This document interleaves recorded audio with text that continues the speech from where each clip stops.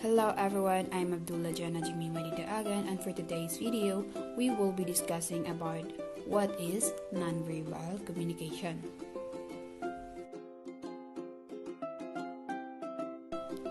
So a nonverbal communication is what is communicated without using words. It is more important than verbal communication as more than 90% of communication occurs through it.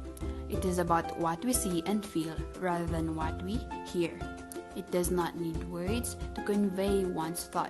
It makes use of non-linguistic symbols such as touch, sign language, facial expressions, body language, tone of voice, clothing, and artifacts.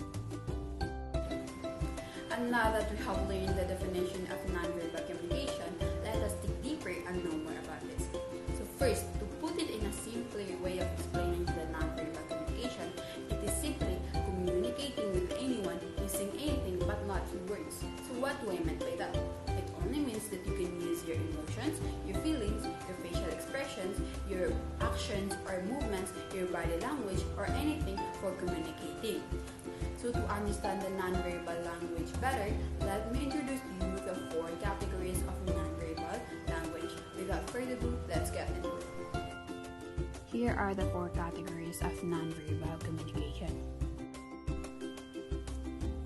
So first is aesthetic communication.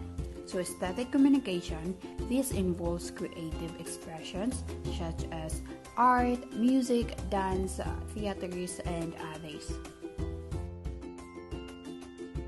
For example, in this video shown, these people are communicating by dancing, and so this is an example of aesthetic communication. Second is to physical communication. So this involves bodily movements used during social interactions such as smile, frown, wink, and others. Have you ever wondered how you can tell if a person is angry, sad, or happy just by looking at their facial expressions? It is because facial expressions is a part of nonverbal communication. We can tell a person how they might feel just solely on their facial expressions they have shown. And that is a part of physical communication. Next is the symbol communication. So symbol communication is any material objects that promote social status such as jewelry, cars, and clothing.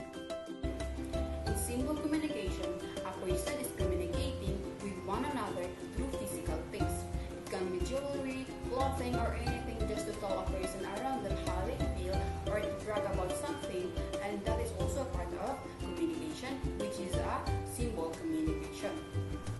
And lastly, sign communication. This includes any signals that are used to display to communicate a message or that have a special meaning.